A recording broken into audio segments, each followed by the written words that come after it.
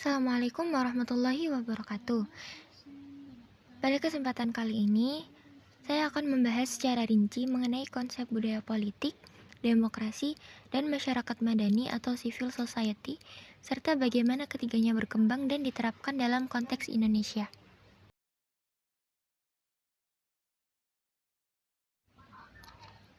Demokrasi adalah sistem pemerintahan di mana kekuasaan tertinggi berada di tangan rakyat. Ini bisa dijalankan secara langsung oleh rakyat atau melalui wakil-wakil yang dipilih secara bebas. Inti dari demokrasi meliputi prinsip-prinsip kebebasan, kesetaraan, keadilan, dan partisipasi warga negara. Dalam praktiknya, demokrasi mencerminkan budaya politik yang partisipatif, terbuka terhadap perbedaan, serta menjunjung tinggi transparansi dan akuntabilitas pemerintahan.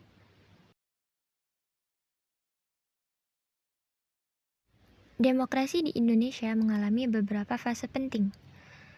Yang pertama, periode 1945 hingga 1959 dikenal sebagai demokrasi parlementer dengan sistem multipartai dan pemerintahan yang cenderung tidak stabil. Yang kedua, periode 1959 hingga 1965, demokrasi terpimpin oleh Presiden Soekarno yang menyingkirkan peran partai dan bersifat lebih otoriter. Yang ketiga, periode 1966 hingga 1998, masa Orde Baru di bawah Presiden Soeharto menggunakan demokrasi Pancasila dengan fokus pada stabilitas, namun membatasi kebebasan politik. Setelah 1998, masa reformasi dimulai.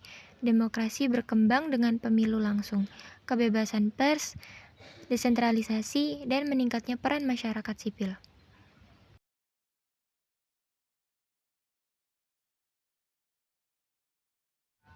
Civil society atau masyarakat madani adalah kelompok-kelompok masyarakat yang aktif secara sosial dan politik, namun independen dari negara.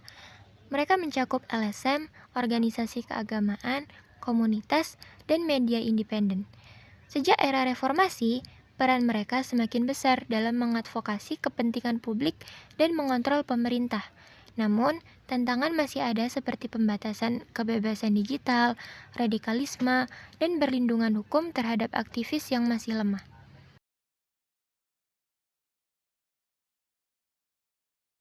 Demokrasi di Indonesia berdasar pada Pancasila dan UUD 1945 disebut sebagai demokrasi Pancasila. Demokrasi ini mengutamakan musyawarah untuk mufakat, gotong royong, serta keseimbangan antara hak individu dan kepentingan kolektif. Tujuannya adalah menjaga persatuan nasional di tengah keragaman budaya, etnis, dan agama. Demokrasi Pancasila bukan demokrasi liberal, tapi demokrasi yang sesuai dengan nilai-nilai luhur bangsa. Implementasinya terlihat dalam pemilu yang adil, keterbukaan informasi, dan perlindungan terhadap kelompok minoritas.